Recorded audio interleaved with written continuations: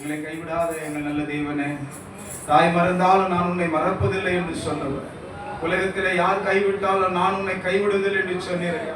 மலைகள் விலகினாலும் பர்வதம் தம் நிலை மாறினாலும் நான் உங்களை விட்டு விலகாமலும் என்னுடைய சமாதானத்தின் உடன்படிக்கை நிறைவேறாமலும் இருக்கும் என்று உண்மையில் மனதுருகுகிற கர்த்தர் சொல்லுகிறார் என்று வாக்குத்தத்தம் செய்த தகப்பனே, நான் உன்னை விட்டு விலகுவதும் இல்லை, உன்னை கைவிடுவதும் இல்லை என்று சொன்ன தெய்வமே, இந்த நாளில் இங்கு வந்திருக்கிற உடைய பிள்ளைகளோடு பேசும் ஐயா.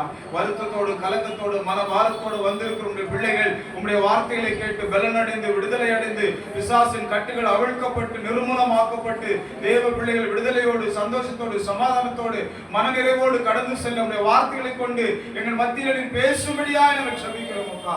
பேசுகிறது நீங்கள் அல்ல, உங்களில் இருக்கிற ஆவியானவர் தாமே பேசுகிறவர் என்று சொன்னீரையா. நீர் பேசும் உம்முடைய வார்த்தையின் சத்தத்தை கேட்க வந்திருக்கிறோம். கர்த்தர் பேசுவீராக. மீட்பர் இயேசுவின் நாமத்தில் ஜெபிக்கிறோம். ஜெபம் கேளும் எங்கள் நல்ல பிதாவே. ஆமென் ஆமென் ஹல்லேலூயா.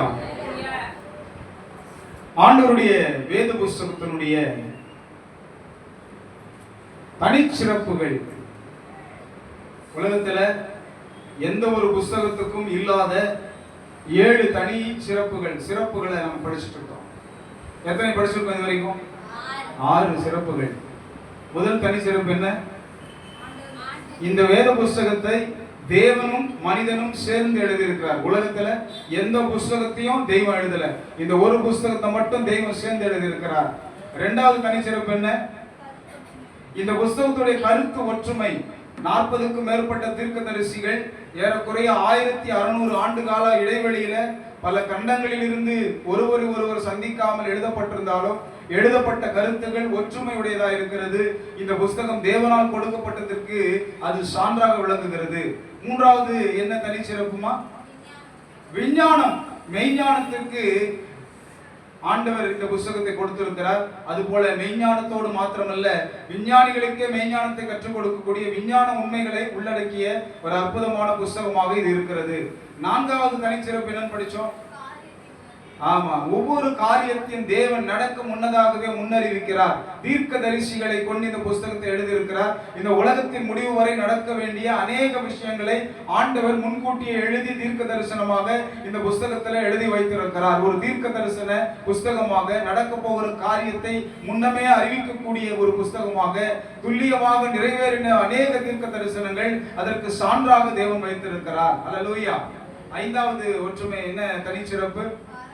பாரபட்சம் இல்லாத ஒரு புஸ்தகம். யார் தப்பு செஞ்சாலும், அது எவ்வளவுதான் பரிசுத்தவான்களாக இருந்தாலும் அவர்களுடைய பாவத்தை இது மறைக்காது.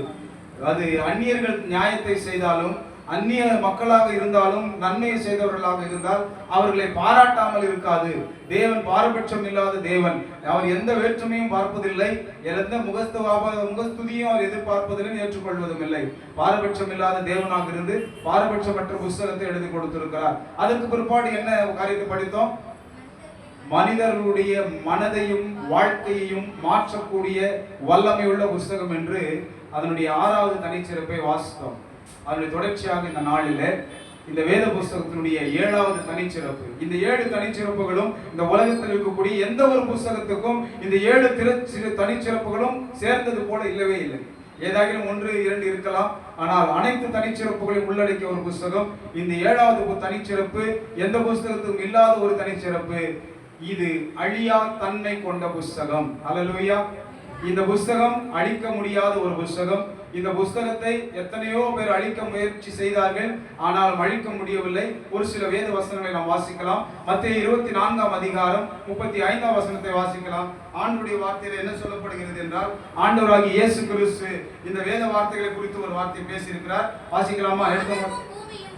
வானமும் பூமியும் என்ன செய்யுமா? ஒழிந்து போகும், என் வார்த்தைகளோ. வானம் ஒழிந்து போகும், பூமி ஒழிந்து போகும், ஆனால் ஆண்டவருடைய வார்த்தை என்ன செய்யாது? ஒரு நாளும் ஒழிந்து போகாது. அல்லேலூயா. அழியாத ஒரு புஸ்தகமாக இருக்கிறது. ஏசாயாவின் புஸ்தகம் 40ஆம் அதிகாரம் 8ஆம் வசனத்திலே நாம் வாசிக்கும் பொழுது என்ன வாசிக்கிறோம் பாருங்க. ஏசாயா 40ஆம் அதிகாரம் 8ஆம் வசனம் சொல்லுகிறது, புல் உலர்ந்து பூ உதிரும், நமது தேவனுடைய வசனமோ என்றென்றைக்கும் நிற்கும் என்பதையே சொல் என்று உரைத்தது. என்று இங்கே எழுதப்பட்டிருக்கிறது. புல்லை போல பூவை போல உதிர்ந்து போகிற மனிதர்களாக நாம் இருக்கிறோம். நாமும் நம்மை சார்ந்த அனைத்தும் ஒரு நாள் அழிந்து போய்விடும். ஆனால் கர்த்தருடைய வசனமோ என்றென்றைக்கும் இருக்கக்கூடியதா இருக்கும் என்று கர்த்தர் உரைத்தார் என்று சொல்லப்பட்டிருக்கிறது. இதே போன்ற ஒரு வார்த்தையை நாம் 1 பேதுருவில் வாசிக்கிறோம். புதிய ஏற்பாட்டிலே 1 பேதுரு 1 அதிகாரம் 23 வசனத்தை வாசிக்கலாம். அப்போஸ்தலனாகிய பேதுரு இங்கே ஒரு காரியத்தை சொல்கிறார் பாருங்கள். 1 பேதுரு 1 அதிகாரம் 23 வசனம். அழிவுள்ள வித்தினாலே அல்ல, என்றென்றைக்கும் இருக்கிறதும் ஜீவன் உள்ளதுமான தேவ வசனமாகிய அழிவில்லாத வித்தினாலே மறுபடியும் ஜெனிப்பிக்கப்பட்டிருக்கிறீர்களே. ஆண்டவருடைய வேத வசனம் அழிவுள்ளதல்ல, அது என்றென்றைக்கும் இருக்கக்கூடியது. அது மனிதனை மறுபடியும் ஜெனிப்பிக்கக்கூடியது. மரித்து போனவனை உயிர்ப்பிக்கக்கூடிய வல்லமை தேவனுடைய வார்த்தையில் இருக்கிறது. அது பாவத்திலே செத்து போனவனை மீண்டும் உயிர்ப்பித்து புது ஜீவனை கொடுக்க, புது வாழ்வை கொடுக்க அது வல்லமை உள்ளதா இருக்கிறது. அது ஒரு நாளும் அழிந்து போகாது. அது அழிந்து போகிற வித்து அல்ல, அது என்றென்றைக்கும் நிலைத்து இருக்கிற வித்து என்று சொல்லப்பட்டிருக்கிறது. அதே அதிகாரத்தில் 25 வசனத்தை வாசிக்கிறோம். அங்கே சொல்லுகிற வார்த்தையை பாருங்கள். கர்த்தருடைய வசனமோ என்றென்றைக்கும் நிலைத்திருக்கும், உங்களுக்கு சுவிசேஷமாய் அறிவிக்கப்பட்டு வருகிற. ஆமா, கர்த்தருடைய வசனம் எப்படிப்பட்டதான் இருக்குமா? எவ்வளவு தூரம் நிற்குமா? என்றென்றைக்கும் அழிவில்லாத வசனம். ஹல்லேலூயா. இந்த புத்தகத்தை அழிப்பதற்கு பலரும் நினைத்திருக்கிறார்கள். எப்படியாவது இந்த வேத புத்தகத்தை அழித்துவிட வேண்டும் என்று உலகத்திலே இருக்கக்கூடிய பல அரசர்கள், பல பயங்கரமான வல்லமை படைத்த மனிதர்கள் எல்லாம் முயற்சி செய்திருக்கிறார்கள். ஆனால் முயற்சி செய்த அவர்கள் அனைவரும் இன்றைக்கு உலகத்திலே இல்லை. ஆனால் கர்த்தருடைய புத்தகம் இன்றைக்கு நம்முடைய கரங்களில் இருக்கிறது. ஹல்லேலூயா. ஏனென்றால் இது அழியா தன்மை கொண்ட புத்தகமாக இருக்கின்றது. யோயாக்கீம் என்கிற ராஜாவை குறித்து வேத புத்தகத்தில் வாசிக்கிறோம். எரேமியாவின் புத்தகம் 36 அதிகாரத்தில் வாசிக்கிறோம். யோயாக்கீமின் காலம் முதல் கொண்டு பிரெஞ்சு புரட்சி வரைக்கும் ஏற்பட்ட கால இடைவெளியிலே பார்க்கின்ற பொழுது 7 முறை இந்த புத்தகம் தீயிலே இட்டு கொளுத்தப்பட்டிருக்கிறது. இந்த புத்தகத்தின் வசனங்கள் சுட்டு எரிக்கப்பட்டிருக்கிறது. ஆனாலும் கூட கர்த்தர் மரணத்தில் இருந்து விடுவிக்கிறது போல இந்த புத்தகத்தை விடுவித்து நம்முடைய கரங்களிலே இன்றைக்கும் பத்திரமாய் பத்திரப்படுத்தி கொடுத்திருக்கிறார். ஹல்லேலூயா. அவர் அற்புதமான தேவன் என்பதற்கு இந்த புத்தகம் ஒரு பெரிய சான்றாக இருந்து கொண்டிருக்கிறது. பிரான்ஸ் தேசத்திலே ஜெனீவா என்கிற பகுதியிலே வால்டேர் என்று சொல்லக்கூடிய ஒரு இல்லைவாதி, தேவன் இல்லை, கடவுள் இல்லை, கடவுள் மறுப்பு கொள்கையை பின்பற்றின ஒரு மனிதர் இருந்தார். அவர் சொன்னார், இன்னும் 100 வருட காலத்துல இந்த புத்தகத்தை வாசிப்பதற்கு ஒரு மனுஷன் கூட இருக்க மாட்டான், இந்த புத்தகம் மியூசியத்தில் இருக்கும்னு சொன்னார். அது மாத்திரமல்ல, இன்னும் 1 மணி நேரத்துல எனக்கு டைம் கொடுத்தீங்கன்னா இந்த உலகத்துக்கு ஒட்டுமொத்த வேதத்தை அழிச்சு சாம்பலாக்கி ஒன்றுமில்லாம ஆக்கிடுவேன்னு சொன்னார். ஆனால் காலங்கள் கடந்தது. கர்த்தர் அந்த மகனுக்கு பிற்பாடு அந்த வால்டேர் வாழ்ந்த ஜெனீவா பகுதியிலே அவர் இருந்த வீட்டை வேதாகம சங்கம் வாங்கி அவர் வீட்டிலே இன்றைக்கு வேதாகமம் இன்றைக்கு பிரசுரிக்கப்பட்டு அச்சடிக்கப்பட்டு கொண்டிருக்கிறது. ஹல்லேலூயா. வால்டேர் மறைந்து விட்டார். ஆனால் வால்டேருடைய இல்லம் இன்றைக்கு புத்தகம், கர்த்தருடைய வேத புத்தகத்தை அச்சடிக்கும் அருமையான பிரஸ்ஸாக, அது அருமையான அச்சகமாக மாறி இருக்கிறது. ஆமென்.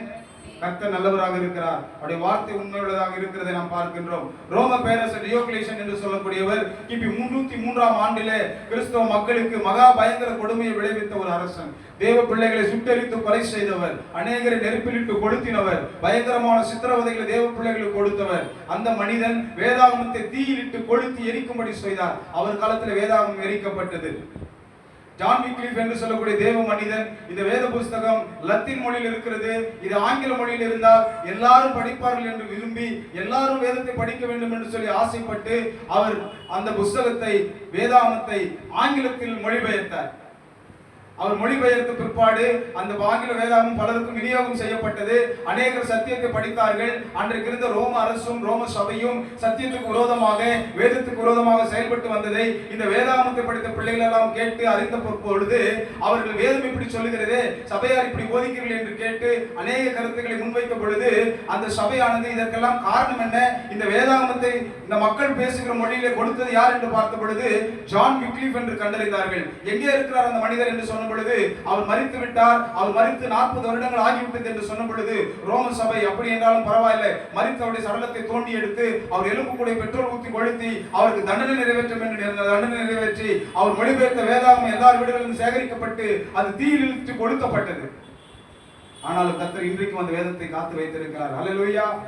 அதற்கு பிற்பாடு வில்லியம் டிண்டேல் என்கிறவர் தேவ மனுஷன், அவரும் வேத புஸ்தகத்தை பல மொழிகளிலே மொழிபெயர்த்தார். பலருக்கும் இந்த வேதாகமம் சென்றடைய வேண்டும் என்று ஜெபத்தோடு தன் வாழ்க்கையை அர்ப்பணித்து தேவனுக்காக இந்த மொழிபெயர்ப்பு வேலையை செய்து அநேகர் வேதத்தை படிக்க வேண்டும் என்று மொழிபெயர்ப்பு செய்தார். அவர் மொழிபெயர்த்த அந்த வேதாகமத்தின் பல பகுதிகள் சேகரிக்கப்பட்டு தீயிலிட்டு கொளுத்தப்பட்டது. ஏனென்றால் இந்த புஸ்தகம் மனிதர்கள் கரங்களிலே இருக்கக்கூடாது என்று அநேகர் நிறுத்திருந்ததனால இங்கிலாந்தை ஆட்சி செய்த அநேக அரசர்கள் ரோம சபையால் தூண்டப்பட்டு அங்கு வாழ்ந்த பகுதிகளிலே வாழ்ந்த மக்கள் மத்தியிலே வீடுகளில் இருந்த வேதாகமங்கள் சேகரிக்கப்பட்டு அவர்கள் வீட்டு வாசல்களில் கொடுக்கப்பட்டு அந்த தடையை மீறி வேதாகமத்தை வைத்திருந்தவர்கள் உயிரோடு வீட்டுகளில் எரிக்கப்பட்டார்கள். வீட்டு வாசலில் நிற்க வைத்து எரிக்கப்படும் அளவிற்கு வேதாகமத்தின் மீது வெறுப்பை காண்பித்தார்கள். இதெல்லாம் சரித்திரத்தில் பதிவு செய்யப்பட்டிருக்கிறது. பிரான்ஸ் தேசத்தில் கேத்தரின் என்று சொல்லக்கூடிய ஒரு ராணி இருந்தார்கள். அந்த அம்மாவுடைய காலகட்டத்தில் ஆட்சி காலத்தில் பிரான்ஸ் தேசம் முழுவதும் வேதாகமத்தை சேகரித்து தெருக்களிலே வீசி எறிந்து கொளுத்தி அதை தீக்கிரையாக்கினார்கள். இப்படி பல காரியங்கள் நடந்தது. ஜெர்மனியில ஹிட்லர், நாசி கட்சியை சேர்ந்த ஹிட்லர் ஆட்சி செய்த காலத்துல அவர் யூதர்கள் மேல் இருந்த வெறுப்பின் காரணமாக யூதர்களை வெறுத்தது மாத்திரமல்லாமல் பல இடங்களிலே பல அரசியல் காரணங்களுக்காக வேதாகமத்தை எரித்து சாம்பலாக்கின அனுபவத்தை சரித்திர நிகழ்வுகளிலே நாம் பார்க்க முடியும். சீன தேசத்துல 1966ஆம் ஆண்டு முதல் 76ஆம் ஆண்டு வரைக்கும் நடைபெற்ற கலாச்சார புரட்சி, எப்படி பிரெஞ்சு தேசத்துல பிரெஞ்சு புரட்சி நடைபெற்றது அதுபோல கலாச்சார புரட்சி என்ற பெயரில் ஏற்பட்ட புரட்சியில அந்த புரட்சியின் காரணமாக சீன தேசம் முழுவதிலும் இருந்த வேதாகமங்கள் சேகரிக்கப்பட்டு தெருக்களிலே வீசி எறியப்பட்டு அங்கே வேதாகம் வைத்திருந்த வேதாகமத்தை பின்பற்றினவர்கள் அங்கே குற்றவாளிகள் என்று தீர்க்கப்பட்டு அங்கே அநேக வேதாகமங்கள் தீக்கிரையாக்கப்பட்டதை நாம் சரித்திரத்திலே வாசிக்க முடிகிறது. வடகொரியாவிலும் சவுதி அரேபியாவிலும் இன்றைக்கும் கூட வேதாகமம் மறுக்கப்பட்டு தடை செய்யப்பட்டு அதை ரகசியமாக வைத்திருக்கிறவர்கள் கண்டுபிடிக்கப்பட்டால் கடுமையான தண்டனைகள் கொடுக்கப்பட்டிருக்கிறது. ஒரு சமயம் சவுதி அரேபியாவிலே வேதத்தை வாசிக் கொண்டிருந்த ஒரு நபரை பிடித்தார்கள். பிடித்த பொழுது அவர் கொடுத்த தண்டனையை வாட்ஸ்அப்ல அனுப்பியிருந்தாங்க. கோவக்காய் வெட்டி யாரா பார்த்துருக்கீங்களா? கோவக்காய் எப்படி வெட்டுவாங்க தெரியுங்களா? ஸ்லைஸா 5 விரல்களும், இந்த 5 விரல்களும் 10 விரல்களும் அவருக்கு கொடுக்கப்பட்ட தண்டனை வேதாகமத்தை வாசித்த காரணத்திற்காக கோவக்காயை நறுக்குவது போல துண்டு துண்டாக 5 விரல்களும் 10 விரல்களும் நசுக்கப்பட்டது. இதை பார்ப்பதற்கு கண்ணீர் வடிந்தது. அப்படியாக வேதத்தின் நிமித்தமாக வேதாகமத்தின் நிமித்தமாக இன்று வரைக்கும் உலகத்திலே பலர் பல துன்பங்களை அனுபவித்துக் கொண்டிருக்கிறார்கள். இந்த வேதத்திற்காக தங்கள் ஜீவனை கொடுத்தவர்கள் அநேகர், இந்த வேதத்துக்காக ரத்தம் சிந்தினவர்கள் அநேகர். அப்படி பலரது ரத்த சிந்துதலினாலதான் இன்றைக்கு நம்முடைய கரங்களிலே இந்த வேத புஸ்தகம் இருக்கிறது. அல்லேலூயா. இது சாதாரண புஸ்தகம் மட்டும் நினைச்சிடாதீங்க. பலருடைய தியாகத்தினால இந்த புஸ்தகம் நமக்கு கொடுக்கப்பட்டிருக்கிறது. பிரெஞ்சு புரட்சி நடைபெற்ற காலத்துல 3.5 ஆண்டுகள் பிரெஞ்சு பாராளுமன்றத்தில், பிரான்ஸ் தேசத்தின் பாராளுமன்றத்தில் இந்த வேதாகமம் தடை செய்யப்படுகிறது என்று சொல்லி அறிவித்து அந்த தேசத்தில் இருந்த வேதாகமம் முழுவதும் சேகரிக்கப்பட்டு தெருக்களிலும் வீதிகளிலும் வீசி எறியப்பட்டு அவைகள் எல்லாம் ஒன்று சேர்க்கப்பட்டு கொளுத்தி எரிக்கப்பட்டது.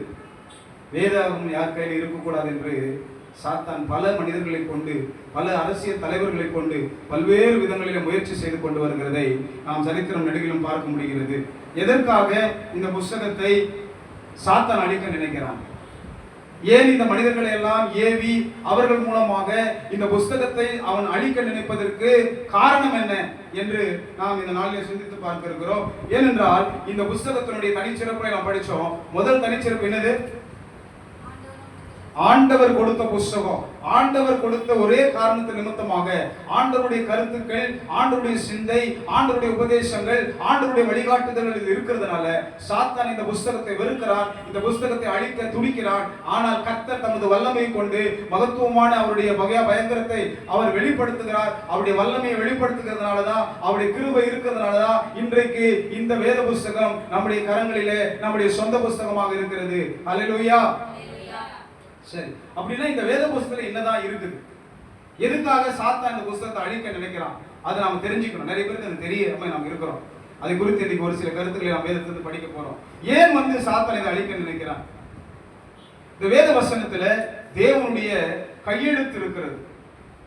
என்ன இருக்குதுங்க? தேவனுடைய கையெழுத்து. பைபிள்ல நிறைய பரிசுத்தவான்கள் எழுதியிருக்கிறார்கள், பரிசுத்த ஆவியானவருடைய ஏவுதலை கொண்டு எழுதியிருக்கிறார்கள். ஆனால் தேவன் இந்த புஸ்தகத்தை எழுதியிருக்கிறார். வேதத்தை நீங்கள் ஆழ்ந்து படித்திருந்தால் தெரியும். 10 கட்டளைகளை ஆண்டவர் சீனாய் மலையில் இறங்கி தன்னுடைய சொந்த விரலால் எழுதினார். அல்லேலூயா. தேவனுடைய எழுத்துக்கள் அந்த அருமையான கட்டளைகள் இதில் எழுதப்பட்டிருக்கிறது. தேவனுடைய பரிசுத்த ஆவியானவர் நம்முடைய பரிசுத்தவான்களை ஏவுதல் செய்து எழுதும்படி அநேக காரியங்களை எழுதி ஆண்டவர் மனிதரும் சேர்த்து எழுதி கொடுத்திருக்கிறதுனால தேவனுடைய காரியங்களை சாத்தான் அதிகமாய் வெறுக்கிற காரணத்தினால இந்த புஸ்தகத்தை அழிக்க வேண்டும் என்று சாத்தான் விரும்புகிறான். அல்லேலூயா. ஆண்டவருடைய பிரமாணம் என்ன செய்கிறது தெரியுமா? எதனால ஆண்டவருடைய கையெழுத்து அவன் வெறுக்கிறான் தெரியுமா? ஆண்டவருடைய பிரமாணம் அவர் கையினால் எழுதினாரே 10 கட்டளை, அந்த 10 கட்டளை தான் மனிதனுக்கு பாவம்னா என்னன்னு உணர்த்துகிறது. பாவம் என்றால் என்ன என்பதை உணர்த்தும் பொழுது, ஒரு மனிதன் தன் பாவத்தை உணரும் பொழுது, தான் பாவி என்பதை அறிகின்ற பொழுது, தன் பாவ நிலைக்கு தன்னை உட்படுத்தினது இந்த பிரமாணம். இந்த பிரமாணத்தை நான் மீறினதினால் நான் பாவியான மனுஷனாய் இருக்கிறேன் என்று மனிதன் உணர்த்தப்படுகிறான். மனிதனுக்கு பாவத்தை உணர்த்தி காண்பிக்கிறது. நீங்கள் ரோமர் 7ஆம் அதிகாரம் 7ஆம் வசனத்திலும் ரோமர் 3ஆம் அதிகாரம் 20ஆம் வசனத்தையும் வாசிச்சீங்கன்னு சொன்னா தேவனுடைய நியாயப்பிரமாணம் மனிதனுக்கு பாவத்தை, பாவம் என்றால் என்ன என்று கற்றுக் கொடுக்கிறது. நியாயப்பிரமாணம் இல்லாமல் பாவம் இன்னதென்று நான் அறியாமல் இருப்பேன் என்று யோவான் அருமையான அப்போஸ்தலனாகிய பவுல் எழுதுகின்றார். அப்ப மனிதனுக்கு பாவத்தை உணர்த்துகின்ற ஒரு முக்கியமான வேலை தேவனுடைய பிரமாணத்தில் இருக்கிறது. சாத்தான் யாரும் பாவத்தை பாவம் என்று அறிந்து கொள்ள அவன் விரும்புவதில்லை. உலகத்திலே எல்லாரும் பாவத்தை வாஞ்சியோடு செய்கிறார்கள். விபச்சாரத்தையும், வேசித்தனத்தையும், கள்ள உறவையும், திருட்டையும், கொலையும், கொள்ளையும், கற்பழிப்பும் உலகத்தில் ஏகமாய் நடந்து கொண்டிருக்கிறது. செய்கிறவர்கள் சந்தோஷமா இருக்கிறது. அது பாவம் என்று யாரும் அவர்களுக்கு உணர்த்த முடிவதில்லை. கர்த்தருடைய வார்த்தை உணர்த்துகிறது, இது பாவம் என்று உணர்த்துகிறது. ஆகவே அந்த பாவம் என்று உணர்த்தப்படும் பொழுது மனிதன் தன் பாவத்தை உணரும் பொழுது அந்த பாவத்திலிருந்து அவனுக்கு மன்னிப்பு தேவையா இருக்கிறது. ஆகவே பாவம் செய்த மனிதன் எப்பேற்பட்ட பாவியாக இருந்தாலும் அந்த பாவிக்கு கூட தேவன் தமது கிருபையினால பாவ மன்னிப்பை கொடுக்கிறார் என்று இந்த வேத புஸ்தகம் சொல்லிக் கொடுக்கிறது. அல்லேலூயா. வேதவசனம் சொல்லுகிறது, தேவன் தம்முடைய ஒரே பேரான குமாரனை விசுவாசிக்கிறவன் எவனோனா என்ன அர்த்தம்? அவன் நல்லவனா, கெட்டவனா, விபச்சாரக்காரனா, கொலைகாரனா, திருடனா, பொய்யனா, அவன் எப்பேற்பட்டவனாக இருக்கலாம், எவ்வளவு பெரிய குற்றவாளியாக இருக்கலாம். ஆனால் அவன் கிறிஸ்து இயேசுவை விசுவாசிக்கிறவனா இருக்கும் பொழுது அவன் கெட்டு போகாமல் அவனுக்கு நித்திய ஜீவனை கொடுக்கத்தக்கதாக தேவன் தம் சொந்த குமாரனை அனுப்பி இவ்வளவாய் உலகத்தில் அன்பு கூர்ந்தார் என்று எழுதப்பட்டிருக்கிறது. ஆகவே இந்த வேத புஸ்தகம் மனிதனுடைய பாவத்தை மாத்திரம் சொல்லவில்லை, பாவத்தை நினைத்து மனம் வருதுகின்ற பாவிக்கு பாவ மன்னிப்பின் நிச்சயத்தை அது கொடுக்கிறது. அந்த பாவ மன்னிப்பின் விலையை ஆண்டவராகிய இயேசு கிறிஸ்து சிந்தி இருக்கிறார். நம்முடைய சமாதானத்துக்கு உண்டான அந்த ஆக்கினைக்கு ஏதுவான அந்த காரியத்தை ஆண்டவருடைய வேதம் சொல்லுகிறது. ஏசாயா 53ஆம் அதிகாரம் 5ஆம் வசனத்தில் நாம் வாசிக்கிறோம், நமக்கு சமாதானத்தை உண்டு பண்ணும் ஆக்கினை அவர் மேல் வந்தது, அவருடைய தழும்புகளால் குணமாகிறோம் என்று எழுதப்பட்டிருக்கிறது. அல்லேலூயா. பாவ மன்னிப்பை தேவன் கொடுக்க விரும்புகிறார். எப்பேற்பட்ட பாவியாக இருந்தாலும், எப்பேற்பட்ட கொலைகாரர்களாக இருந்தாலும், எப்பேற்பட்ட விபச்சாரிகளாக இருந்தாலும், எப்பேற்பட்ட தீமையை செய்தவர்களாக இருந்தாலும், இந்த உலகத்தில் எவ்வளவு பெரிய கொடிய மனிதர்களாக இருந்தாலும் தேவன் அவர்களை சந்திக்கும் பொழுது அவர்களுடைய வாழ்க்கை மாறுது. கடந்த வாரத்தில் படிச்ச இல்லையா, 28 கொலைகளை செய்த மனிதன் ஒரு கோழி குஞ்சுடைய தலையை அறுக்கிறதுக்கு பயந்தான், அழுதான். எப்படி நான் உயிரை எடுப்பேன்? ஏன்னா இந்த வார்த்தை அவருக்குள் சென்ற பொழுது, இந்த வார்த்தையுடைய உள்ளத்தை சந்தித்த பொழுது அந்த மனமாற்றத்தை அது ஏற்படுத்தினது. அதுபோல கர்த்தருடைய வார்த்தை எதற்காக அழிக்க வேண்டும் என்று சாத்தான் துடிக்கிறான் சொன்னா, மனுஷனுக்கு பாவத்தை உணர்த்தி காண்பித்து அவன் பாவத்தை உணரச் செய்து பாவத்திற்கென்று மனம் மருந்து செய்து பாவத்துக்காய் அவன் மனம் வருந்தி கிறிஸ்துவிடம் வரும் பொழுது அவனுக்கு பாவ மன்னிப்பு உண்டாகிறது. அல்லேலூயா. பாவ மன்னிப்பு நிச்சயத்தை இயேசு கிறிஸ்து சிந்தின ரத்தத்தினால, அவரால் உயர்த்தப்பட்ட சிலுவையினால அதை அவர் நிச்சயப்படுத்தி கொடுத்திருக்கிறார். அல்லேலூயா. கல்வாரி சிலுவை, அதில் சிந்தப்பட்ட என் ஆண்டவருடைய இயேசு, என் ஆண்டவராகிய இயேசு மரித்தாரே, எனக்காய் ரத்தம் சிந்தினாரே, அந்த ரத்தம் என் பாவத்தை மன்னிக்கிறது, எனக்கு புது வாழ்வை கொடுக்கிறது, எனக்கு நம்பிக்கையை தருகிறது. அல்லேலூயா. என்னை ரட்சிக்க என் ஆண்டவர் உயர்த்தப்பட்டார், என்னை ரட்சிக்க என் இயேசு சிலுவையில் மரித்தார், என்னை ரட்சிக்க என் இயேசு எனக்காய் ரத்தம் சிந்தினார், என் பாவங்களை அவர் சுமந்தார். பாவத்தை உணர்த்தி காண்பிக்கிற வேத புஸ்தகம் பாவ மன்னிப்பு நிச்சயத்தை கிறிஸ்துவின் வழியாய் நமக்கு கற்றுக் கொடுக்கிறது. அவர் எப்பேற்பட்ட பாவி மன்னிக்கிறவராக இருக்கிறார். யோவான் 1ஆம் அதிகாரம் 7வது வசனத்தை 9ஆம் வசனங்களில் வாசிக்கும் பொழுது இயேசு கிறிஸ்துடைய ரத்தம் சகல பாவங்களை நீக்கி நம்மை சுத்திகரிக்கக்கூடியதா இருக்கிறது. நம்முடைய பாவங்களை நாம் அறிக்கையிட்டால், நம்முடைய பாவங்களை மன்னித்து நம்மை புதிய மனிதர்களாய் நம்மை சுத்திகரிப்பதற்கு அவர் வல்லமை உள்ளவராக, இரக்கம் உள்ளவராக, கிருபை உள்ளவராக இருக்கிறார் என்று சொல்லி இந்த வசனங்களிலே ஏராளமாய் நாம் படிக்க முடியும். ஆண்டவர் பாவ மன்னிப்பை நமக்கு கொடுக்க விரும்புகிறார். நம் பாவ வாழ்க்கையை சுத்திகரிக்க விரும்புகின்றார். இந்த வேத புஸ்தகம் அதைத்தான் பேசுகிறது.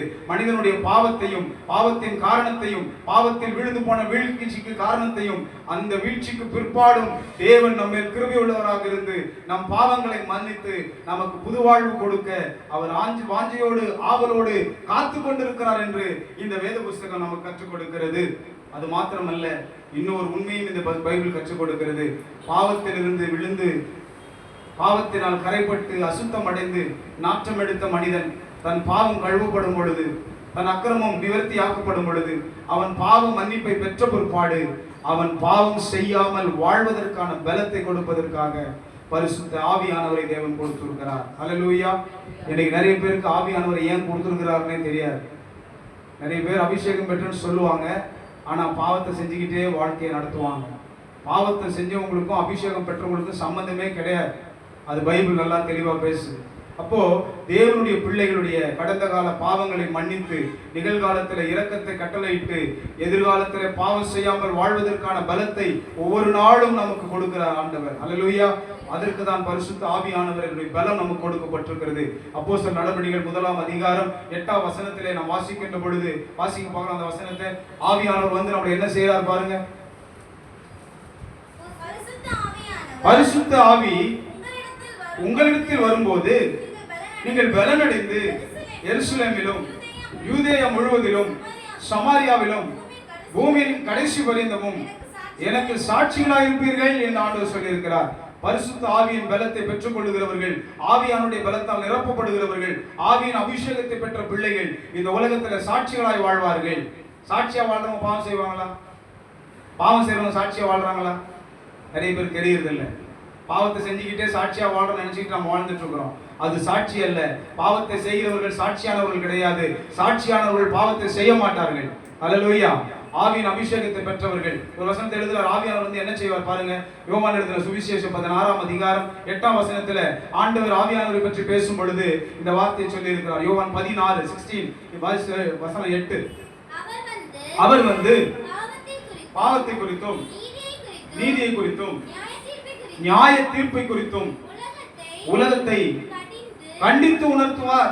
ஆவியானவர் வரும்போது என்ன செய்வாராம்? பாவத்தை குறித்தும் நீதியை குறித்தும் இனி வரும் நியாய தீர்ப்பை குறித்தும் உலகத்தை கண்டித்து உணர்த்துவார். பாவம் செய்த மனிதர்களை ரட்சிப்பதற்காக ஆண்டவர் இப்பேற்பட்ட ஒரு ஏற்பாட்டை செய்திருக்கிறார். பாவத்தில் விழுந்து போன மனுக்குலத்தை அவர் நேசிக்கிறார். அவர் அதை வெறுக்கவில்லை, அவர்களை ஒதுக்கவில்லை, அவர்களை தள்ளவில்லை. அவர்கள் பாவத்தை உணர்த்தி மனம் திரும்புவதோடு வருகிறவர்கள், தங்கள் பாவத்தை உணர்ந்து மனம் திரும்பி வருபவர்களுக்கு அவர் மன்னிப்பை கொடுத்து அந்த மன்னிப்பின் கிரயத்தை அவரே இந்த பூமியில வந்து செலுத்தி தன் ரத்தத்தை சிந்தி பாடுபட்டு மரித்து உயிர்த்தெழுந்து அவர் சென்று தன் அன்பை வெளிப்படுத்தியிருக்கிறார். அதுபோல பாவத்தை மன்னிக்கப்பட்டவர்கள் இனி பாவம் செய்யாமல் வாழ வேண்டும் என்பதற்காக நான் போய் உங்களுக்காக ஒரு தேற்றரவாளனை அனுப்புகிறேன் என்று பரிசுத்த ஆவியான தேவனை நமக்காக அனுப்பி இருக்கிறார். அந்த ஆவியானவரை பெற்றுக்கொண்டு அவருடைய அபிஷேகத்தால் நிறைந்திருக்கிற பிள்ளைகள் இந்த உலகத்தில் பாவம் செய்யாமல் பரிசுத்தமாய் வாழ்ந்து அவருடைய சாட்சியாக நிற்பார்கள்.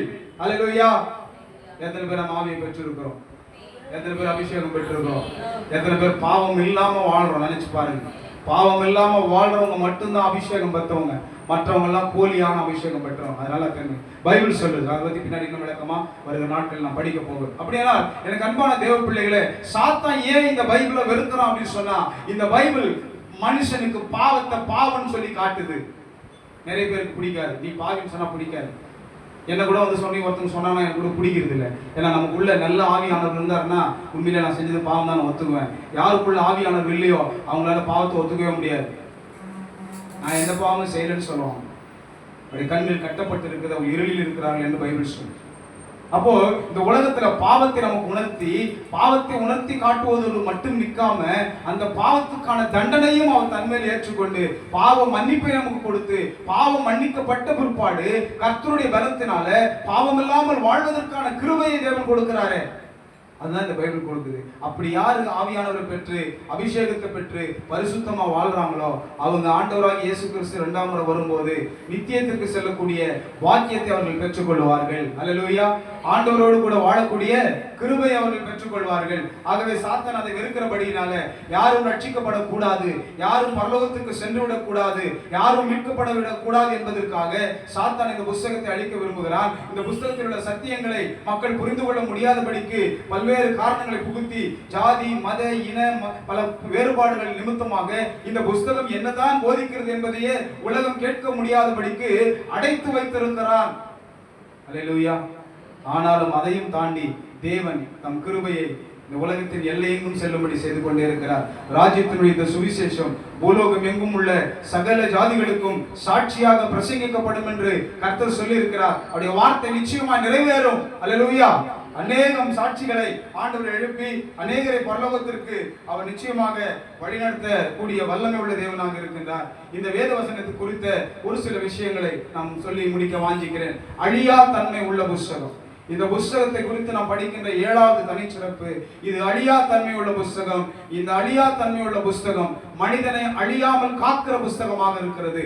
மனிதன் பாவத்தோடு இருப்பான் என்று சொன்னால் அவன் அழிந்து விடுவான். பாவத்தோடு இருப்பான் என்று சொன்னால் அவன் நரகத்திலே தள்ளப்படுவான். ஆனால் பாவத்தை அவனுக்கு உணர்த்தும் பொழுது, பாவத்தை குறித்து அவன் மனம் வருந்தும் பொழுது, பாவ மன்னிப்பை கிறிஸ்துவின் மேல் விசுவாசம் கொண்டு பெற்றுக்கொள்ளும் பொழுது, அவன் பாவம் மன்னிக்கப்பட்டு புது மனிதனாய் மாறும் பொழுது, பாவமில்லாத பரிசுத்த வாழ்வை பரிசுத்த ஆவியின் பலத்தோடு அவன் வாழும் பொழுது, இயேசு கிறிஸ்து வரும் பொழுது அவன் நித்திய ஜீவனை பெற்றுக் கொள்கிறான். அல்லேலூயா. இது நித்திய அழியாத புஸ்தகம் மட்டுமல்ல, இதை வாசிக்கிற விசுவாசிக்கிற பிள்ளைகளுக்கு நித்திய ஜீவனையும் அழியாமையும் சுதந்திரித்துக் கொடுக்கிற ஒரு அற்புதமான புஸ்தகமாக இருக்கிறது. இந்த புஸ்தகத்தை குறித்து அப்போஸ்தலர்கள் ஒரு வார்த்தை சொல்லுகிறார்கள். யோவான் எழுதின சுவிசேஷம் 6ஆம் அதிகாரம் 68ஆம் வசனத்தை வாசிக்கலாம். யோவான் 6ஆம் அதிகாரம் 68ஆம் வசனத்திலே அப்போஸ்தலனாகிய பேதுரு தன்னுடைய அப்போஸ்தலர்கள் யாரோடு சேர்ந்து இந்த வார்த்தையை சொல்லுகிறார். வாசிக்குமா? சீமோன் பேதுரு அவர்களுக்கு பிரதியுத்தரமாக, ஆண்டவரே, யாரிடத்தில் போவோம்?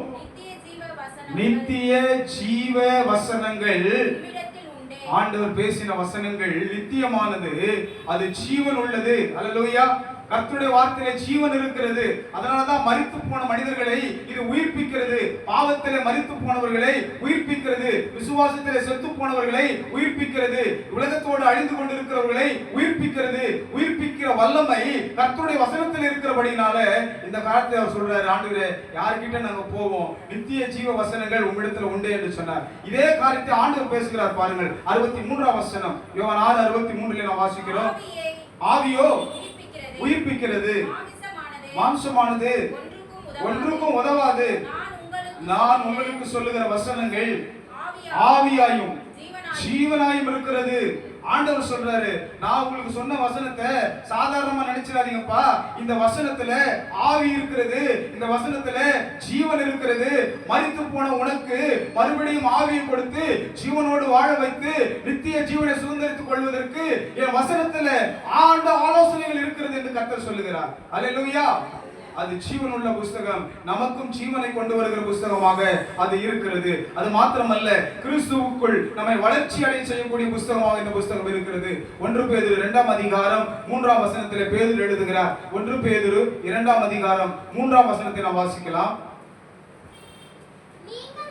நீங்கள் வளரும்படி புதிதாய் பிறந்த குழந்தைகளைப் போல திருவசனமாகிய களங்கமில்லாத ஞான பாலின் மேல், ஆமென், ஆண்டவருக்குள்ள வளரணும்னு வாசிக்கிற பிள்ளைகள், கிறிஸ்துவுக்குள் மரிக்கிறவர்கள் வாக்கியவான்கள் வேதத்தில் எழுதப்பட்டிருக்கு.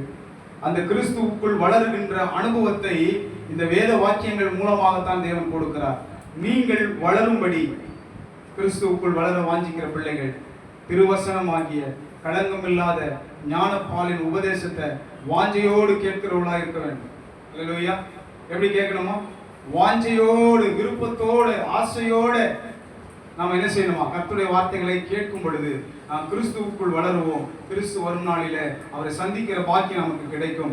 1 தீமோத்தேயு 3ஆம் அதிகாரம் 15ஆம் வசனத்திலே இந்த வார்த்தை குறித்து எழுதும் பொழுது அப்போஸ்தலனாகிய பவுல் எழுதுறார் பாருங்க. 1 தீமோத்தேயு 3:15 வாசிக்கலாம். 2 தீமோத்தேயு 3:15.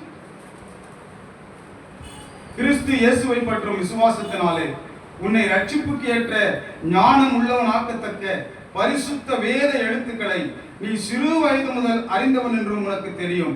இந்த வேத வசனம் இந்த உலகத்தில் இருக்கக்கூடிய மனிதர்களை ரட்சிப்புக்கு ஏதுவான ஞானம் உள்ளவர்களாய் மாற்றுகிறது.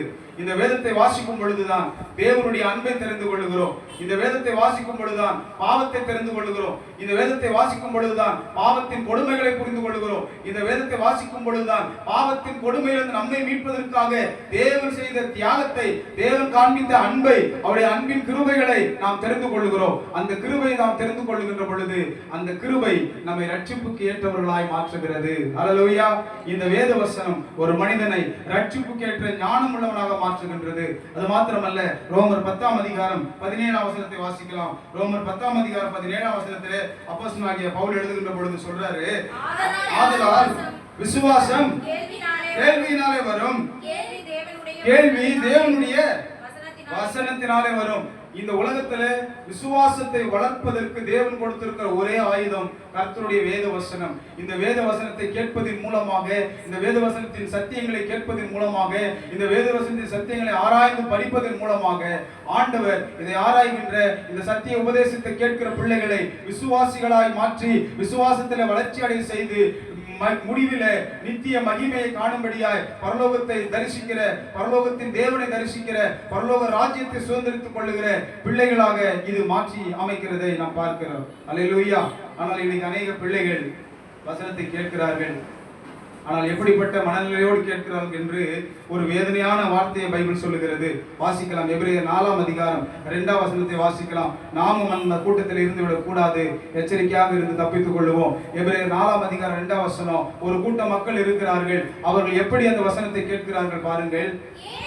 ஏனெனில் சுவிசேஷம் அவர்களுக்கு அறிவிக்கப்பட்டது போல நமக்கும் அறிவிக்கப்பட்டது. கேட்டவர்கள் இல்லமா, கரெக்டா வாசிங்க. கேட்டவர்கள் விசுவாசம் இல்லாமல் கேட்டபடியினால் அவர்கள் கேட்ட வசனம் அவர்களுக்கு, ஆமா, வசனத்தை இங்க உட்கார்ந்து கேட்கும் போது விசுவாசத்தோட கேட்கணும். பேதுரு சொன்னாரு, களங்கம் இல்லாத ஞானப்பால் அது மேல வாஞ்சையா இருங்கன்னு சொன்னாரு. இங்க பவுல் எழுதுறாரு, கொஞ்சம் பேர் கேட்டாங்க அந்த காலத்துல. அவங்க எப்படி கேட்டாங்களாம், விசுவாசம் இல்லாம கேட்டதுனால கேட்டும் அவங்களுக்கு பிரயோஜனப்படலைங்க. நீங்க கர்த்தருடைய வார்த்தை சொல்லும் போது விசுவாசத்தோட நீங்க கேட்டீங்கன்னு சொன்னா அது உங்களுக்கு பிரயோஜனப்படும், உங்களை மகிமையில கொண்டு போய் சேர்க்கும், பரலோகத்துக்கு போற பாக்கியத்தை உங்களுக்கு கொடுக்கும். ஏசப்பா வரும்போது அவர் முகத்தை தரிசிக்கிற பாக்கியத்தை உங்களுக்கு கொடுக்கும். அல்லேலூயா. எத்தனை பேர் அவர் தரிசிக்க வாஞ்சிக்கிறீர்கள்? ஏசப்பாவுடைய திருமுகத்தை பார்க்க வாஞ்சிக்கிறவங்க எத்தனை பேர் இருக்கிறீங்க? ஒரு அல்லேலூயா சொல்லலாமா? அல்லேலூயா. ஆனால் ஒரு கூட்ட மக்களை வேதம் வேதனையோடு பேசுகிறது. எப்படி அவர்கள் கேட்டவர்கள் விசுவாசத்தோடு கேட்கவில்லையோ அப்படி நாம் இருந்துவிடக் கூடாது. இன்னும் சிலர் இருக்கிறார்கள், அவர்களுக்கு வேதவசனம் கேட்பதற்கு நிந்தனையா இருக்குமா? வேதவசனம் சொல்லுகிறது பாருங்கள். எரேமியாவின் புஸ்தகம் 6ஆம் அதிகாரம் 10ஆம் வசனத்திலே நாம் வாசிக்கிறோம். எரேமியா 6ஆம் அதிகாரம் 10ஆம் வசனம். அவர்கள் கேட்கும்படி நான் யாரோடு பேசி எச்சரிப்பேன், அவர்களுடைய செவி விருத்த சேதனம் இல்லாதது, அவர்கள் கேட்க மாட்டார்கள். கர்த்தருடைய வசனம் அவர்களுக்கு நிந்தையா இருக்கிறது. எப்படி இருக்குதான் வசனம்? நிறைய பேருக்கு சத்தியத்தை சொன்னோம்னா நிந்தனையாகவும் வேதனையாகவும் இருக்கிறது. வசனத்தை கேட்கிறதுக்கு நிறைய பேருக்கு விருப்பம் இல்லை, அதன் மேல் அவர்களுக்கு விருப்பம் இல்லை. வசனம் சொல்லுது நிந்தையாய் இருக்கிறது, அதன் மேல் அவர்களுக்கு விருப்பம் இல்லை என்று சொல்லப்பட்டிருக்கிறது. எனக்கு அன்பான தேவனுடைய பிள்ளைகளை, நாம் அப்படி இருந்தோம் என்று சொன்னால் அந்த நிலையை மாற்றிக்கொள்ள தேவன் நமக்கு உதவி செய்வாராக. கர்த்தருடைய வசனத்தை வாஞ்சியோடு கேட்க வேண்டும், ஊக்கத்தோடு கேட்க வேண்டும், விருப்பத்தோடு செவி கொடுத்து கேட்கும் பொழுது கர்த்தர் நம்மை ஆசீர்வதித்து ரட்சிக்க வல்லவராக இருக்கின்றார். ஏன் இந்த புஸ்தகம் அழியா தன்மை உள்ள புஸ்தகமாக இருக்கிறது? இந்த புஸ்தகத்தை ஏன் உலகத்தால் இதுவரைக்கும் அழிக்க முடியவில்லை? எத்தனையோ ராஜாக்கள், எத்தனையோ அரசாங்கங்கள், எத்தனையோ பெரிய மனிதர்கள் முயற்சி செய்து கூட இந்த புஸ்தகம் ஏன் அழிக்கப்படவில்லை என்று அநேக காரியங்களை பார்த்தோம். கடைசியா ஒரு காரியத்தை பார்க்கலாம். அப்போஸ்தலர் நடவடிக்கைகள் 10ஆம் அதிகாரம் 43ஆம் வசனத்தை வாசிக்கலாம். அப்போஸ்தலர் நடவடிக்கைகள் 10ஆம் அதிகாரம் 43ஆம் வசனம் சொல்லுகிறது பாருங்கள். ஒரு அற்புதமான காரியம். இந்த புஸ்தகத்தை இனியும் யாரால் அழிக்க முடியாது என்பதற்கு ஆதாரமான ஒரு வார்த்தையாக இருக்கிறது. வாசிக்கலாம். அவரை விசுவாசிக்கிறவன் யாரு? ஆண்டவராகிய இயேசு கிறிஸ்துவை விசுவாசிக்கிறவன் எவனோ அவன் அவருடைய நாமத்தினாலே பாவ மன்னிப்பை பெறுவான். இதுவரைக்கும் அதான் படிச்சுட்டு வந்தோம். பாவ மன்னிப்பை பெறுவான் என்று தீர்க்கதரிசிகள் எல்லோரும் அவரை குறித்தே, பைபிள் இருக்கிற எல்லா தீர்க்கதரிசிகளும் யாரை பத்தி எழுதியிருக்காங்கன்னா இயேசு கிறிஸ்துவை குறித்தே எழுதியிருக்கிறார்கள். அல்லேலூயா. இயேசு கிறிஸ்து நேற்றும் இன்றும் என்றும் மாறாதவர். இயேசு கிறிஸ்து தோற்றமும் முடிவும் இல்லாதவர். இயேசு கிறிஸ்துவை யாராலும் அழிக்க முடியாது. இயேசு கிறிஸ்துவை யாராலும் உருவாக்க முடியாது. அவரை பற்றி பேசுகின்ற புஸ்தகமா இது இருக்கிறபடினால இந்த புஸ்தகம் ஒரு மனிதனாலும் உலகத்தில் எத்தனை ராஜ்யங்கள் ஒன்று சேர்ந்தாலும் இந்த புஸ்தகத்தை அழிக்கவே முடியாது. முதல் வசனம் என்ன வாசிச்சோம்? மத்தேயு 24:35 வாசிச்சோம். வானமும் பூமியும் ஒழிந்து போனாலும் என் வார்த்தைகள் என்ன செய்யாது, ஒருபோதும் ஒழிந்து போகாது என்று கர்த்தர் சொன்னார். ஏனென்றால் இந்த வார்த்தைகளில் எழுதப்பட்டிருக்கிற தீர்க்க தரிசன வார்த்தைகள் அனைத்தும் கர்த்தராகிய இயேசுவை பற்றியே எழுதப்பட்டிருக்கிறது. அல்லேலூயா. ஆகவே எனக்கு அன்பான தேவனுடைய பிள்ளைகளே, அவருடைய வார்த்தையாகிய பைபிளை யாரால மாற்ற முடியாது, யாராலும் அழிக்க முடியாது, யாராலும் ஒழிக்க முடியாது. இதில் சொல்லப்பட்டிருக்கிற அவருடைய அன்பை விசுவாசித்து தங்கள் பாவத்தை உணர்ந்து தங்கள் அக்கிரமத்தை அறிக்கை செய்து பாவ மன்னிப்பை பெறுகிறவர்கள் நீதிமான்களாக்கப்பட்டு பரிசுத்தாவின் பலத்தோடு பரிசுத்த வாழ்க்கை வாழும் பொழுது பரிசுத்தவான்களாய் மாறி மகிமை என்று கிறிஸ்துவை தரிசிக்கிற பாக்கியத்தை நிச்சயமாய் பெற்றுக்கொள்வார்கள். ஆகவே இந்த புஸ்தகம் அழியாது. இந்த புஸ்தகத்தில் சொல்லப்பட்டிருக்கிற உபதேசங்களை காத்து நடக்கிற பிள்ளைகளும் அழியாமையை தரித்துக் கொண்டு நித்திய ஜீவனை சுதந்திரித்துக் கொள்ளுகிற ஒரு பெரிய பாக்கியத்தை கர்த்தர் கொடுப்பார். வேத வசனத்தை நாம் வாசிக்கிறோம். யோவான் 17:17 உம்முடைய வசனமே சத்தியம் என்று எழுதப்பட்டிருக்கிறது. உம்முடைய சத்தியத்தினாலே அவர்களை பரிசுத்தமாக்கும். உம்முடைய வசனமே சத்தியம் என்று எழுதப்பட்டிருக்கிறது. எனக்கு அன்பான தேவனுடைய பிள்ளைகளே, இந்த வசனம் சத்தியமாய் இருக்கிறது. இந்த சத்தியத்தை நீங்கள் கை கொண்டு நடந்தால் உங்கள் வாழ்க்கை பத்தியமாய் மாறும். அந்த பத்தியத்தில் நீங்கள் நடக்கும் பொழுது ஒரு நாள் நித்தியத்தை காண்பீர்கள். நித்திய தேவனை பார்ப்பீர்கள். நித்திய ராஜ்யத்தை சுதந்திரித்துக் கொள்வீர்கள். அந்த நித்திய வாழ்விற்கு நம்மை வழிநடத்துகின்ற பத்தியத்தை காண்பிக்கிற புஸ்தகம் தான் இந்த வேத புஸ்தகம். இந்த வேத புஸ்தகம் அழியா தன்மை உள்ள புஸ்தகம். இந்த புஸ்தகத்தை யாராலும் அழிக்க முடியாது. ஏனென்றால் இது அழியாத தேவனை பற்றி பேசுகிறது. அழியாத தேவன், நமக்காக மரணத்தை உத்தரித்த தேவன், மரணத்தை ஜெயித்தெழுந்த தேவன், மகா தேவனாய் நமக்காய் ஜெயித்து பரலோகத்துக்கு சென்று நமக்காய் பரிந்து பேசிக் கொண்டிருக்கிற தேவன். அவர் ஒரு நாள் சீக்கிரமாய் வந்து உங்களை என்னை மீட்டுக் கொள்ள வரப்போகிறார். அந்த தேவனுக்காய் காத்திருக்கிற பிள்ளைகளும் நித்திய ஜீவனை பெற்றுக்கொண்டு அழியாமையை பெற்றுக்கொண்டு நித்தியத்தை சுதந்திரித்துக் கொள்ள இருக்கிறார்கள். ஒரு வசனத்தை வாசித்து நிறைவு செய்வோம். 1 கொரிந்தியர் 15:51 52, 3, 4, 54 வரைக்கும் வாசிக்கலாம். ஒவ்வொன்றாக நிறுத்தி வாசித்து இதோ ஒரு ரகசியத்தை 1 கொரிந்தியர் 15:51 இதோ ஒரு ரகசியத்தை உங்களுக்கு அறிவிக்கிறேன். நாம் எல்லாரும் நித்திரை அடைவதில்லை. ஆகிலும் கடைசி எக்காலம் தொனிக்கும் போது ஒரு நிமிஷத்திலே ஒரு இமை பொழுதிலே நாம் எல்லாரும் மறுரூபமாக்கப்படுவோம். ஹல்லேலூயா. எக்காலம் தொனிக்கும். அப்பொழுது மரித்தவர்கள் அழிவில்லாதவர்களாய் 54 வசனம் வாசிங்கம்மா. அழிவுள்ளதாகி இது அழியாமையையும் சாவுக்கேதுவாகி இது சாவாமையையும் தரித்துக் கொள்ளும் போது மரணம் ஜெயமாக விழுங்கப்பட்டது என்று எழுதியிருக்கிற நிறைவேறும். ஹல்லேலூயா. எப்படி இந்த வார்த்தை நிறைவேறுது? 55 வாசிங்கம்மா. அடுத்த வசனம் வாசிங்க. 56 வாசிங்க.